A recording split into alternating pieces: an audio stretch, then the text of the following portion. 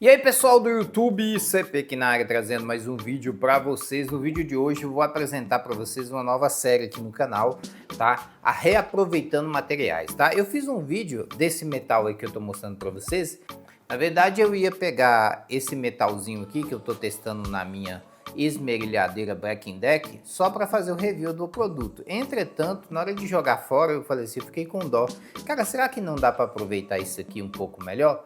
E foi aí que eu tive essa ideia de fazer essa série. Esse aqui é o primeiro vídeo da série, então nós vamos reaproveitar coisas que seriam jogadas fora, né?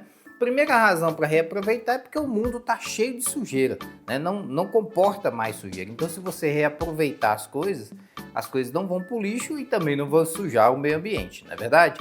E segunda razão que dá para fazer muitas coisas legais que você pode utilizar. E isso que eu vou ensinar para vocês.